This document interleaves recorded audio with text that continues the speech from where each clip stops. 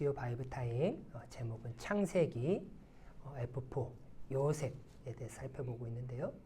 소제목으로는 우리 용서에 대해서 살펴보도록 하겠습니다. 우리가 성경 구조로 보면 율법서가 있다고 말씀을 드렸습니다. 그리고 역사서, 시가서, 선지서가 있습니다. 율법서는 창세기에서부터 신명기까지 이렇게 성경을 보고 있고요. 그 다음에 시대적으로 보면 우리가 구약에 10시대가 있다고 말씀을 드렸습니다. 창조시대, 다음에 족장시대가 있다고 했어요. 창조시대는 창세기 1장에서부터 11장, 족장시대는 창세기 12장에서부터 50장까지입니다. 그래서 창세기가 두 시대에 걸쳐서 흘러가고 있다라고 이렇게 보고 있고요. 이것을 B4라고 얘기했고 족장시대를 F4라 이렇게 가르쳐 드렸습니다. B4는 빅 이벤트 4, 큰 사건 4가지, 창조 사건, 타락 사건, 심판 사건, 분산 사건입니다. 그 다음에 F4는 아브라함, 이삭, 야곱, 요셉이다. 이렇게 말씀을 드렸어요. 그래서 여러분들은 인물을 좀 기억하는 것이 매우 중요합니다. 창조 타락에서는 아담을 좀 기억해야 되고요. 심판 분산에서는 노아를 기억해야 되는 거죠. 그래서 아노, 아이야요 정도는 우리 성도님들께서 좀 기억하시기 바랍니다. 이제 오늘이 이 족장시대의 마지막이에요. 그리고 율법서의 창세기가 이제 마무리가 되어지는 시간입니다. 그러면서 이제 다음 시간부터는 이제 어떤 시대가 들어가냐면요. 출애굽과 광야 시대. 여기는 성경이 출애굽기에서부터 신명기까지 즉 4권의 책이 들어가 있습니다. 그래서 이제 여기까지가 율법서인 거죠.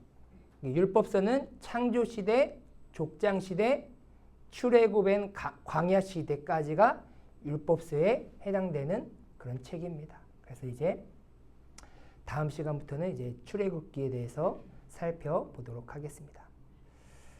우리가 F4를 기억할 때 각 인물의 핵심 키워드를 좀 기억해서 그 인물들을 좀 이해했으면 좋겠다라고 말씀을 드렸습니다. 아브라함은 기억해야 될 키워드가 무엇이죠? 언약,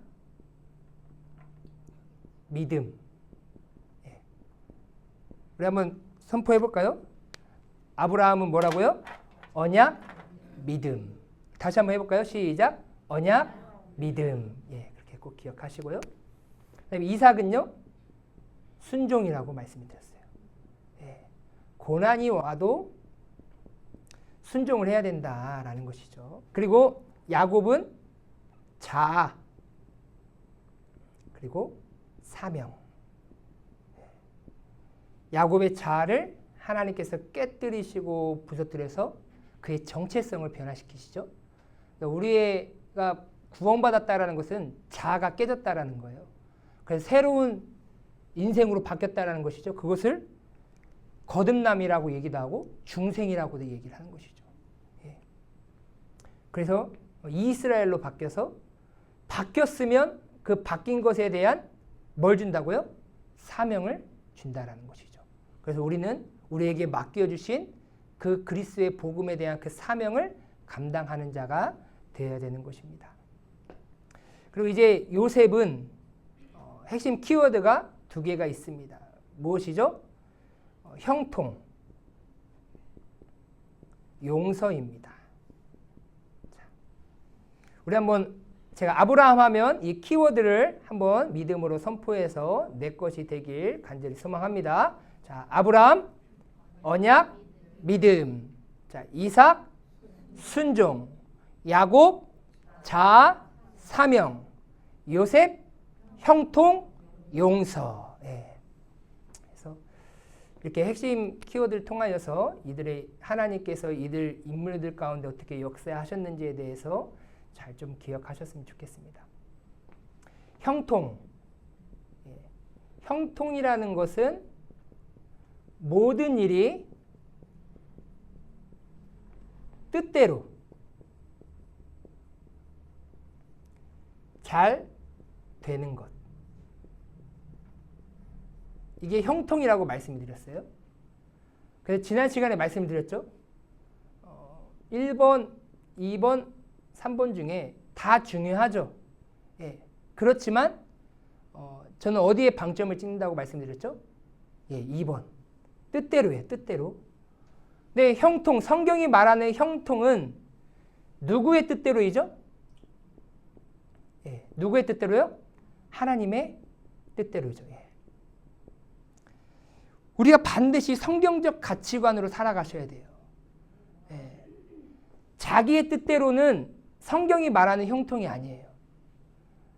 성경이 말하는 형통은 반드시 하나님의 뜻대로 잘 되어져 가는 것이 그게 형통이에요. 그런데 우리가 오해하지 말아야 될 것은 잘 된다라는 것이 꼭 우리가 긍정적인, 그죠?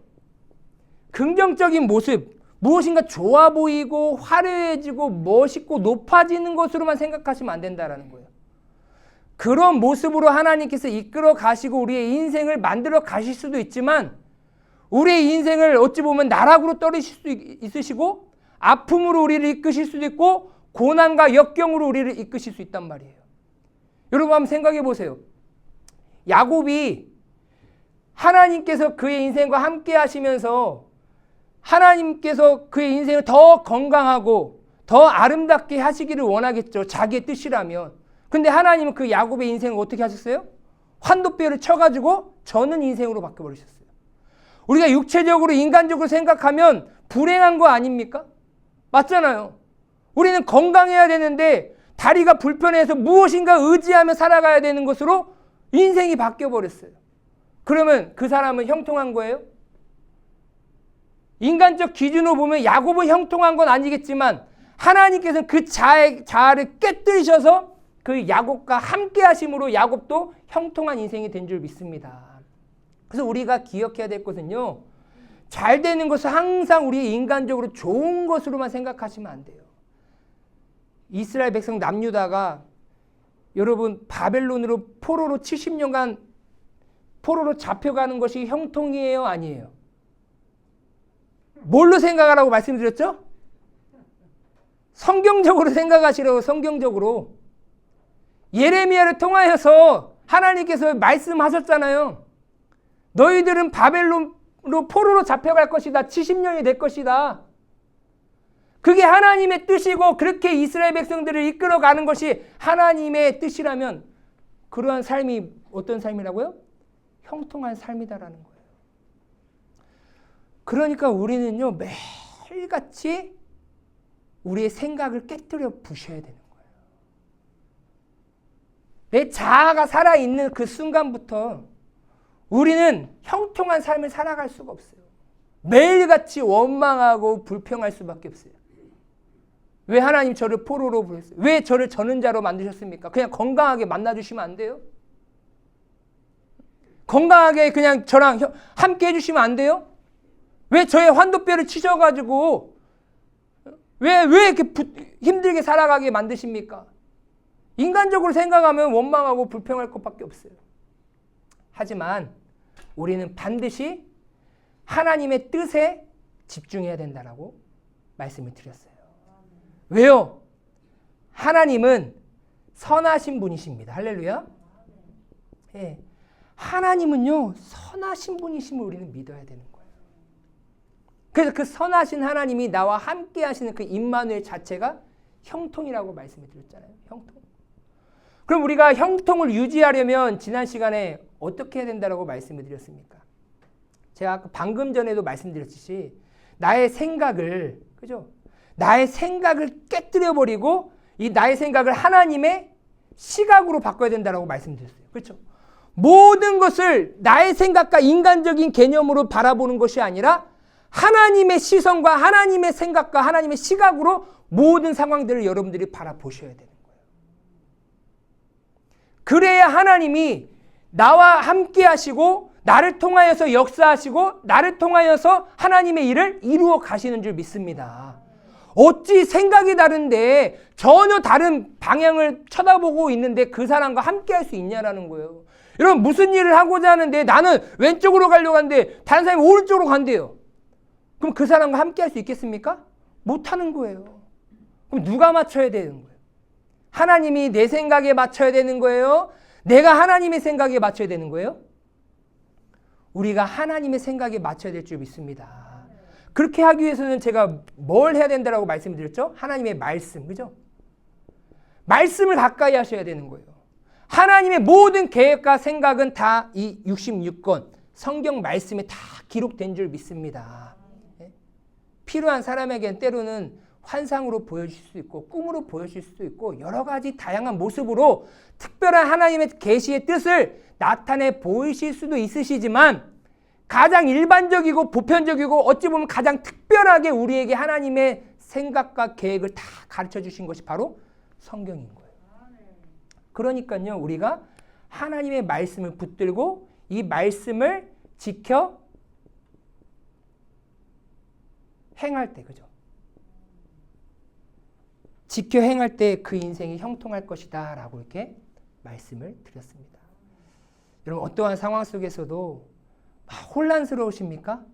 이게 뭐고 저게 뭐고 다른 거 생각하지 마시고 여러분 성경에 집중하세요.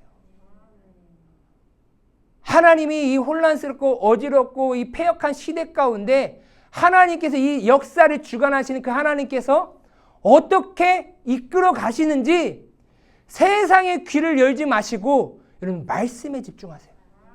말씀이 뭐라 말하는지, 왜 하나님께서 이스라엘 백성들을 포로로 잡혀가게 하셨는지 우리는 그 뜻을 알아야지. 하나님 너무하시네.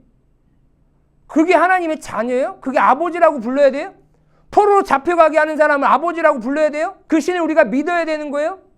그렇게 생각하지 마시고 왜 하나님께서 포로로 잡혀가게 하시는지, 왜 고난을 주고 아픔을 주고 어려움을 주시는지 그 하나님의 선하신 계획과 뜻을 여러분들이 발견하셔야 돼요. 그래야 내가 하나님을 떠나지 아니하고 하나님을 붙들고 하나님과 함께하는 형통한 삶을 살아가게 되는 줄 믿습니다. 그래서 우리가 늘 항상 하나님의 말씀에 붙들린 자가 되어야 되는 거예요. 그리고 또한 두 번째로 나의 일이 아니라 누구의 일이 되게 하라고요?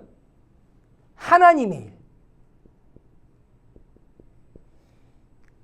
내가 살아가는 삶의 모든 영역에서 그것이 내가 해야만 하는 나의 일이 아니라 누구의 일이 되게 하라고요? 하나님의 일이 되게 하라라는 거예요. 그러면 하나님의 일인데 그럼 하나님이 그 인생 가운데 함께하지 않으시겠냐라는 거예요. 매일같이 내 일로 여기니까 하나님이 함께하지 않으시는 거예요. 그럼 네가 알아서 해봐라. 너 혼자 해봐라. 그러지 않겠습니까? 그런데 뭐예요? 모든 정권을 다 하나님 앞에 내어 맡기는 거예요. 내가 하는 일도, 내 가정의 일도, 내 직장의 일도, 내 사업장의 일도 누구의 일이 되게 하라고요? 하나님의 일이 되라.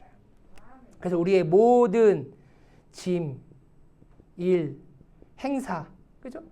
이거를 어떻게 해야 돼요? 하나님 앞에 맡기셔야 돼요. 할렐루야. 다 하나님 앞에 맡기셔야 돼요. 하나님 앞에 맡깁니다. 내 자녀 하나님 앞에 맡겨야 되고요. 내 부모님도 하나님 앞에 맡겨야 되고 내 사업장도 하나님 앞에 맡겨야 돼요.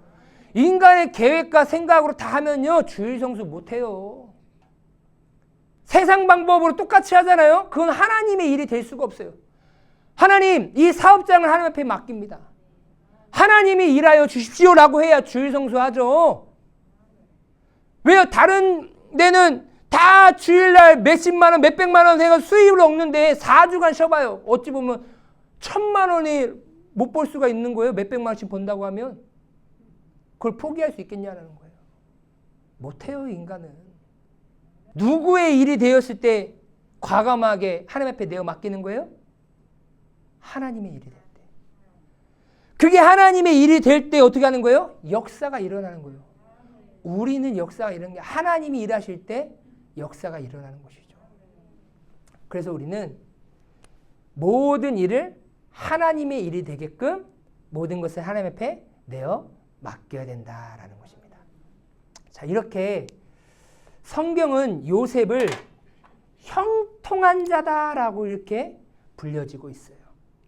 그런데 우리가 요셉의 삶을 제가 말씀드리지 않아도 지난 시간에 다 봤지만 요셉의 삶을 보면 인간적으로 보면 형통하다라고 말할 수가 없습니다. 그렇죠. 많은 고난과 어려움과 아픔을 겪었습니다. 그런데 이제 드디어 그 고난과 역경을 다 딛고 이제 모든 일이 하나님의 뜻대로 되어서 이제 요셉이 어떻게 무엇이 되었습니까? 총리가 되었어요.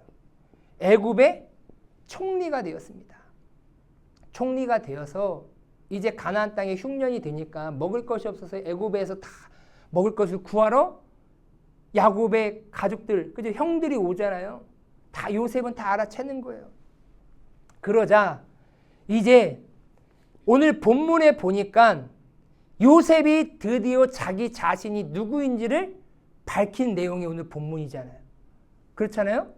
뭐라고 얘기하고 있어요? 형들에게 이르되 가까이 오소서 나는 당신들의 아우 요셉입니다 라고 이렇게 얘기하고 있죠. 그러면서 뭐라고 얘기해요? 애굽의 판자입니다 라고 얘기하고 있어요. 그러면 당신들이 나를 이곳에 팔았다고 해서 근심하지 마소서, 한탄하지 마소서 라고 얘기하고 있어요. 하나님이 생명을 구원하시려고 나를 당신들보다 먼저 보내셨나이다 라고 이렇게 고백하고 있습니다.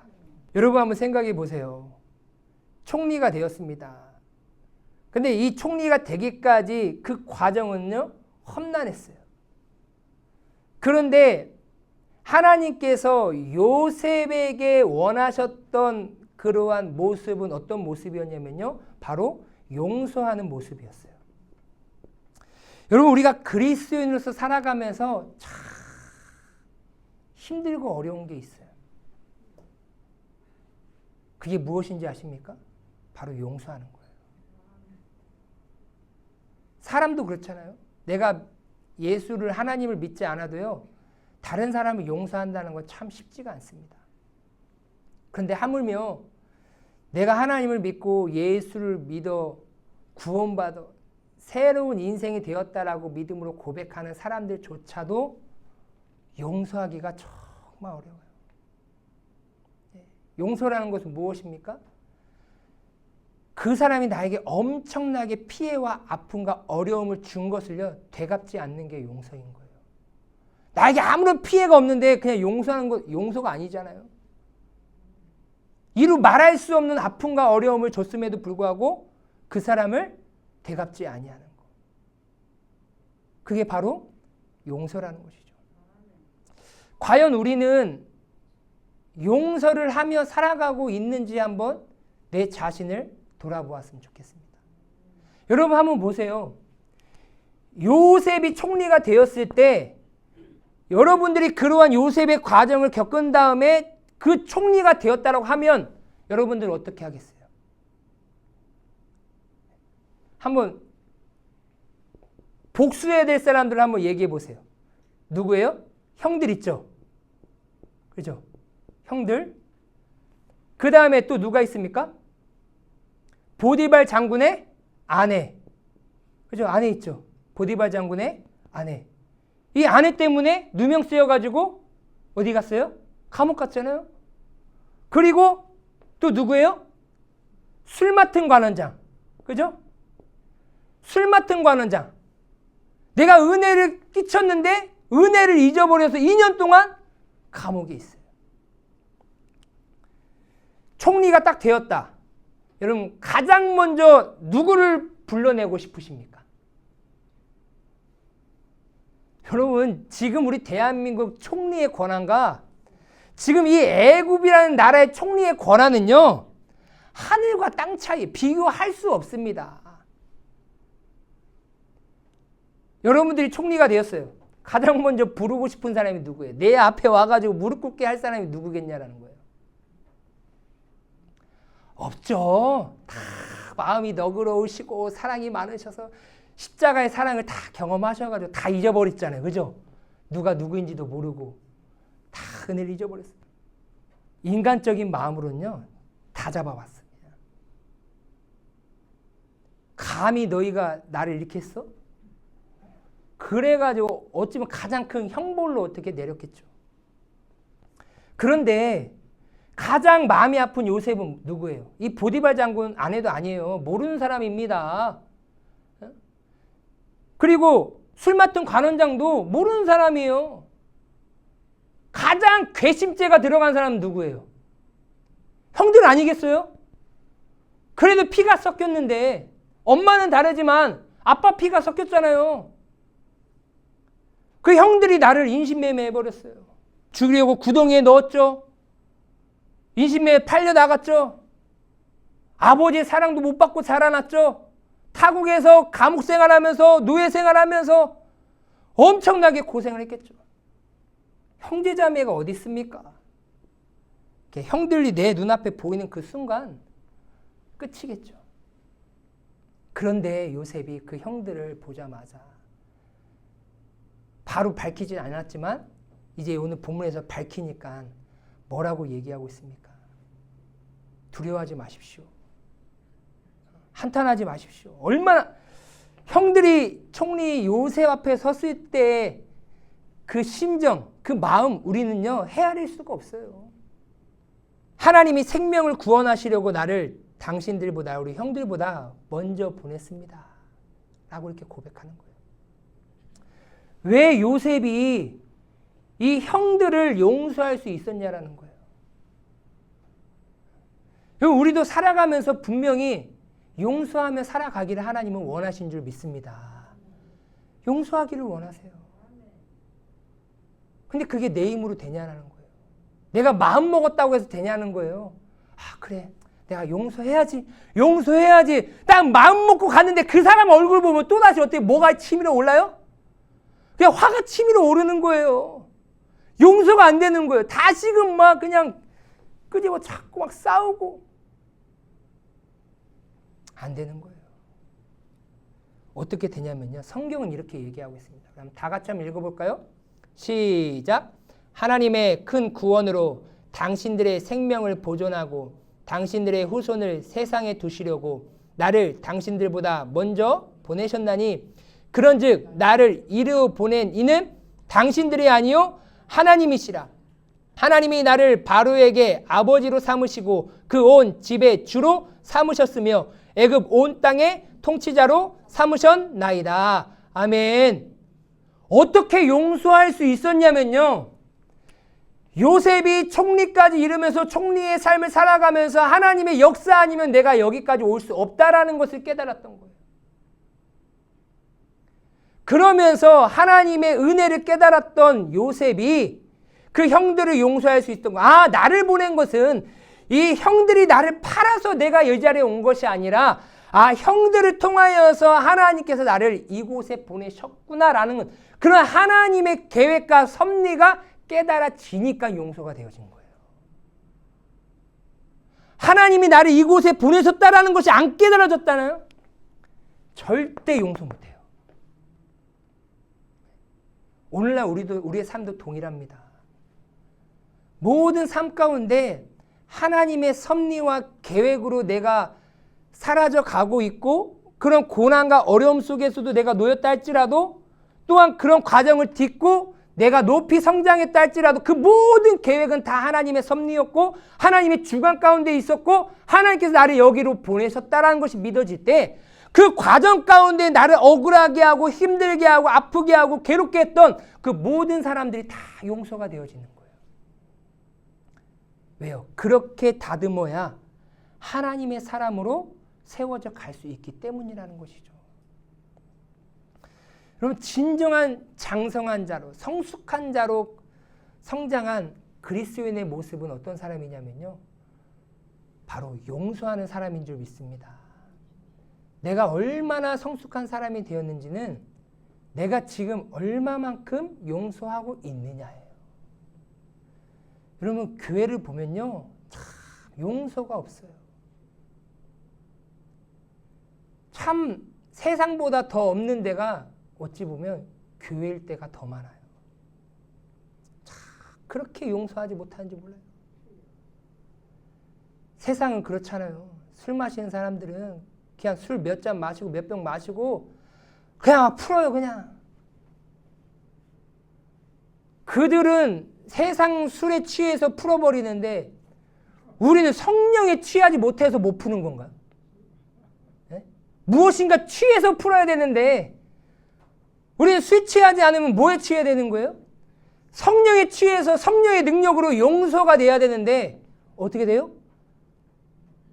용서를 못해요. 여러분 보세요. 교회가 갈라진 교회가요. 한둘이 아니에요. 갈라져서 연합했다라는 교회 찾아보기가 힘들어요. 누가 적인 줄 알아요? 신천지가 적이 아니에요. 떼어져 간 그 교회가 적이에요. 네? 나갔어요? 그러면요 지나가다가 인사도 안 합니다. 쳐다도 안 봐요. 그게 오늘날 한국 교회의 현실이라니까요. 하나님은 용서하기를 원하시는데 교회는요 용서가 사라졌어요. 왜요? 다 내가 아직 자아가 살아있어요. 나는 선한 줄 알아요. 나는 깨끗한 줄 알아요. 다. 나는 완벽하고 나는 옳고 나는 잘하니까 용서가 안 되는 거예요. 성경은 뭐라고 얘기하냐면요. 그런 모습을 교만이라고 얘기하는 거예요.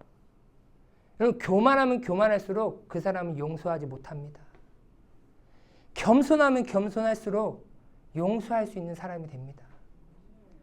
여러분 우리는 더 겸손해져서 용서할 줄 아는 자가 되어야 될 줄 믿습니다. 그러면 용서를 해야 돼요. 그러면 한번 생각해 보세요.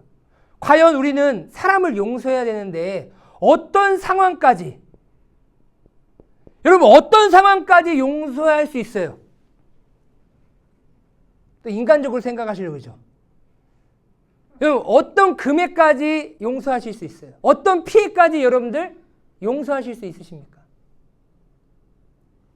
성경은 뭐라고 말하고 있는지 한번 보도록 하겠습니다. 이에 예수께서 이르시되 아버지 저들을 사하여 주옵소서. 지금 예수님께서 용서를 구하고 있죠. 자기들이 하는 것을 알지 못합니다. 그러니까 예수를 저주하고 예수님께 침뱉고 예수님을 지금 어디에 못 박고 있어요? 십자가. 지금 누가복음 23장 34절 말씀 어디서 말씀하고 있는 거예요? 십자가 위에서. 그렇잖아요. 예수님이 지금 수많은 유대인들과 대제사장들과 서기관들 그런 사람들에 의하여서 지금 무엇을 당하고 있죠? 죽임을 당하고 있는 그런 상황 속에서도 예수님은 지금 그 사람들을 뭐하고 있습니까? 용서하고 있어요. 또 한번 보겠습니다. 그들이 돌로 스데반을 치니 스데반이 부르짖어 이르되 주 예수여 내 영혼을 받으시옵소서 하고 우리 60절 다 같이 읽겠습니다. 시작. 무릎을 꿇고 크게 불러 이르되 주여 이 죄를 그들에게 돌리지 마옵소서 이 말을 하고 잤다라는 게 이제 입을 덮고 잤다라는 얘기예요? 죽은 거죠. 돌 맞고 죽은 거예요. 죽기 직전에 하나님 이들이 지금 저를 돌을 던져서 저를 죽이고 있는 그런 악행을 범하고 있는데 하나님 그들을 지금 뭐 하고 있어요? 용서하고 있어요. 성경은 우리가 어떤 상황까지 용서하라면요. 내가 죽음에 이르는 상황까지. 여러분 꼭 기억하시기 바랍니다. 이해가 안 되죠? 그러니까 형통하려면 내 생각을 하나님의 시선과 하나님의 생각으로 바꾸셔야 된다니까요. 이 스데반의 말씀, 예수님이 하신 그 말씀이 내 심령에 내 생각에 새겨져야 하물며 나를 죽이는 사람까지도 내가 용서할 수 있는 사람이 됩니다. 그렇지 않고서는요. 용서가 안 돼요. 용서가 안 된다니까요. 그러면 예수님은 예수님이니까. 스데반은 7 지사 중에 한 명이니까 자기를 죽이는 사람까지 용서할 수 있는 특별한 사람들이고, 우리는 그런 사람이 아니니까 어떻게 나를 죽이는 사람까지 용서할 수 있어? 하나님께서 그렇게 제안을 두셨나요? 아니죠.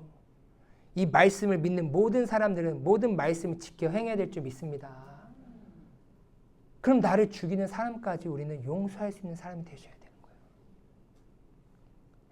그래서 상황은 죽음까지예요. 그러면 언제까지 해야 되냐는 거예요. 용서를 언제까지 해야 되냐는 거예요. 성경을 한번 보겠습니다. 그때 베드로가 나와 이르되 주여 형제가 내게 죄를 범하면 몇 번이나 용서하여 주리이까? 7번까지 하오리이까? 예수께서 이르시되 내게 이르노니 7번뿐 아니라 7번을 70번까지라도 할지니라. 보통 7번을 70번까지, 7번을 70번, 이거 곱하시는 분도 있을 수도 있고, 7번이 아니라 7번이 70이 되게끔 해라. 그러니까 490번이나 70번 횟수를 얘기하는 것이 아니라 이것은 무엇입니까? 계속. 그렇죠?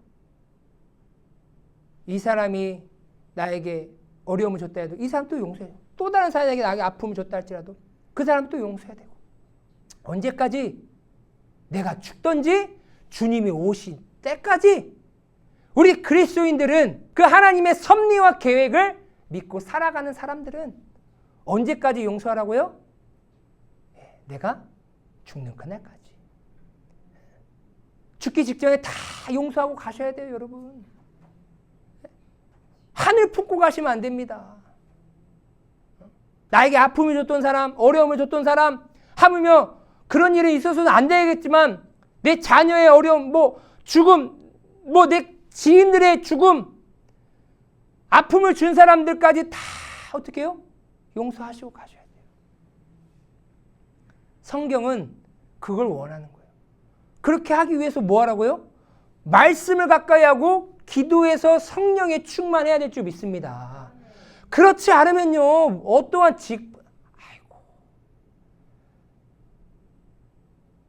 여러분, 저도 그럴 때도 많이 있지만 목사라고 해서 다 용서하는 게 아니에요. 직분이 용서해 주는 게 아닙니다. 제가 제 얼굴에 침 뱉는 것 같아서 다른 목사님들에 대해서 말을 하지 않겠지만, 여러분, 직분이 용서해 주는 게 아니라니까요. 내 안에 계신 그 성령이 나를 용서케 하게 하시는 줄 믿습니다. 그러니까 우리가 날마다 말씀을 가까이 하고 기도하면서 성령 충만해야 되는 것이 내 삶의 제 1순위가 돼야 돼요. 용서할 일이 얼마나 많이 있겠습니까? 조그마한 것도 용서해줘야죠. 그러면 왜 우리가 나에게 아픔을 주는 그러한 사람들을 용서해 줘야 되냐라는 거예요. 그 이유가 무엇이냐면요, 내가 왜 용서해 줘야 되느냐? 그 이유는 나도 용서를 받기 위함인 거예요. 뭐라고요? 여러분들이 용서 받으시려면요, 여러분들이 용서하셔야 됩니다. 성경은 이렇게 얘기해요. 너희가 사람의 잘못을 용서하면 너희 하늘 아버지께서 너희 잘못을 용서하려니와 너희가 사람의 잘못을 용서하지 아니하면 너희 아버지께서 너희 잘못을 용서하지 아니하시겠다. 이 성경의 말씀을 믿으시든지 아니면 안 믿으시든지 여러분의 선택에 달려 있습니다. 믿으신다면 어떻게 하셔야 돼요? 내가 하나님께 용서함을 받기 위해서는 내가 반드시 뭐 해야 되는 거예요? 용서하래요. 그럼 내가 죽기 직전까지 용서하지 못하면 하나님은요, 나를 용서하지 않는다라는 거예요. 여러분 한번 생각해 보세요. 예수님은 죽음까지도 내어놓으시면서 우리를 용서해 주셨습니다. 할렐루야. 그리고 지금 예수님의 십자가의 완전한 그 단번의 십자가의 제사로 인하여서 우리의 모든 죄악을 영원토록 다 용서해 주셨어요. 제한이 없습니다. 예? 제한이 없어요. 한번 생각해 보세요. 하나님께서 용서의 제한을 두셨다고 하면 오늘 이 자리에 하나님 앞에 설 수 있는 사람이 몇 명이나 있겠습니까? 그렇지 않아요? 한 1000번까지는 용서해 주겠다. 여러분 지금 하나님께 용서받을 그런 행동을 1000번 이내로 하셨어요? 아니면 1000번 이후로 하셨어요? 어찌 보면 여러분 성경이 제한을 두지 않은 것이 은혜인 줄 믿습니다. 그 사람을 위한 게 아니라 누구를 위한 거예요? 나를 위한 거예요. 내가 완벽합니까? 세상 사랑하는 거, 입술로 짓는 죄, 행동으로 짓는 죄, 하나님 앞에 바로 서지 못한 죄 얼마나 많습니까? 오늘 하루만 해도 몇 번의 죄를 지었습니까? 몇 번을 용서받아야 되는 거예요. 그런데 나는 그렇게 무제한으로 용서는 받으려고 하지만 다른 사람은 어떻게 해요? 제한을 두려고 해요. 그런 사람을 이기적이다라고 얘기하는 거예요. 여러분, 내가 용서받기 위해 꼭 다른 사람을 용서하시길 바랍니다. 나에게 아픔과 어려움을 주는 이유는요, 너에 있는 죄를 내가 용서해 주기 위한 거예요. 그렇게 생각하셔야 된다니까요. 왜 하나님 저에게 이런 아픔과 어려움을 주십니까? 야, 너가 용서해야 내가 너를 용서해 주지. 여러분 꼭 하나님의 말씀에 따라서 용서하는 자가 되길 바랍니다. 비판하지 말라. 그리하면 너희가 비판을 받지 않을 것이요. 정죄하지 말라. 그리하면 너희가 정죄를 받지 않을 것이요. 용서하라. 그리하면 너희가 용서를 받을 것이요. 먼저 내가 해야 뒤에 따르는 것은 그의 합당한 선행에 따른 결과를 얻게 되는 거예요. 성경을. 여러분 우리 목포 오늘교회가 용서가 넘쳐나는 교회가 되길 주님의 이름으로 소망합니다. 우리 교회 안에서도요, 나에게 아픔과 어려움을 줄 수 있는 사람들이 있어요. 교회라고 해서 완벽한 곳이 아닙니다. 나를 힘들게 하고 내 마음을 괴롭게 하는 사람 분명히 있습니다. 어느 교회나 다 있어요. 왜 저분을 나에게 붙여주시지? 그럼 어떻게 생각하시라고요? 아, 하나님이 나를 지금 용서해 주실 것이 있구나. 내가 하나님 앞에 용서함을 받아야 될 것이 있구나. 라고 생각하시면서 그 사람을 용서해 주시기 바랍니다. 그럼 내 죄가 용서받는 거예요. 그리고 또 왜 내가 다른 사람을 용서해 줘야 되냐? 나는 이미 용서를 받은 자이기 때문에. 우리는 어떤 존재라고요? 이미 용서를 받은 자이기 때문에 용서해야 돼요. 너희가 거저 받았으면 거저 주라라고 얘기하잖아요. 우리가 십자가로 말미암아 더러운 죄악의 용서를 이미 받았다면 그 구원의 은혜의 용서와 비교할 수 있는 이 세상에 그런 아픔과 어려움이 뭐가 있겠습니까? 그 귀하다라는 죽음마저도 그 죽음을 당하면서까지도 지금 스데반 집사와 예수님은 다 그 수많은 사람들을 용서하고 있는데 우리가 그 죄로부터 구원받고 하나님의 자녀가 되었다라는 그 사실만으로도 우리가 용서하지 못할 것이 무엇이 있냐라는 거예요. 그렇지 않겠습니까? 그러니까 내가 이미 예수 십자가의 은혜로 구원받은 하나님의 자녀요 백성이다라는 것이 믿어진 사람은요, 그 구원의 은혜만으로도 우리는 용서할 수가 있는 거예요. 그게 먼저 복을 받은 자이기 때문인 것이죠. 에베소서 4장 32절에 보면 서로 친절하게 하며 불쌍히 여기며 서로 용서하기를 하나님이 그리스도 안에서 너희를 용서하심과 같이 하라. 하나님이 우리를 용서하셨습니다. 할렐루야. 예수님 안에서 우리를 용서하심 같이 너희를 용서하셨으니까 그들을 불쌍히 여겨 그들에게 친절하게 베풀어 그들을 용서하라라는 얘기예요. 누가 누구에게 불만이 있거든 서로 용납하여 피차 용서하되 주께서 너희를 용서하신 것 같이 너희도 그리하고. 할렐루야. 예수님께서 우리를 용서하신 것 같이 피차 다 용납하면서 용서하래요. 믿음은 어디서 드러나느냐? 내가 예수님의 은혜의 감격으로 누가 살아가느냐? 바로 용서하는 자예요. 요셉을 통하여서 우리의 모습을 정확하게 보여주고 있잖아요. 형들 용서할 수 있겠냐라는 거예요. 못해요. 인간적으로는. 하지만 하나님이 그 인생과 함께 하시니까, 요셉과 함께 하시니까 그 형들을 볼 때 긍휼, 자비가 다 흘러가게끔 보이겠는 거예요. 그러니까 용서가 되죠. 우리의 시선도, 우리의 마음도, 우리의 생각도 십자가의 보혈로 성령으로 충만해서 그들이 예수님 말씀을 스데반도 얘기해, 그들이 알지 못하니이다. 할렐루야. 그들이 알지 못해서 나에게 이렇게 행동하는 거예요. 그들이 예수님을 더 잘 알고 예수님을 신실하게 밀고 성령의 충만함을 알고 하나님의 생각을 알면 그렇게 행동하겠냐라는 거예요. 못하겠죠. 어떻게 그렇게 행동합니까? 내가 이렇게 용서할 수 있고 그렇게 그들을 품어줄 수 있는 것은 내가 하나님의 마음, 예수님의 마음을 잘 알고 있기 때문이라는 것이죠. 그 자체가 성숙함이고 그 자체가 은혜 아니겠습니까?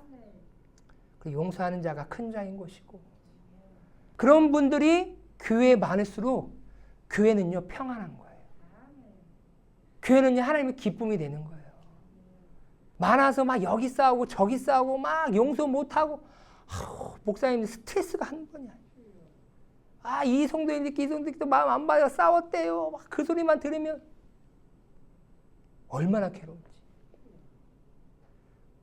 우리 수요 바이블 타임에 나오신 이 자리에 계신 분들은 용서하는 자가 되시길 주님의 이름으로 소망합니다. 네. 직분 상관없습니다. 할렐루야. 직분 있다고 해서 용서하는 사람이 되지 않아요. 여러분들이 말씀과 기도로 성령 충만하셔서 하나님의 마음으로 충만하셔서 그 누구가 나에게 아픔과 어려움을 준다 할지라도 용서하시고 하나님이 여러분들의 인생과 함께 하셔서 형통한 자가 되셔서 내가 살아가는 삶 속에서 하나님의 영광을 드높이시는 귀한 성도님들이 되시길 주님의 이름으로 소망합니다.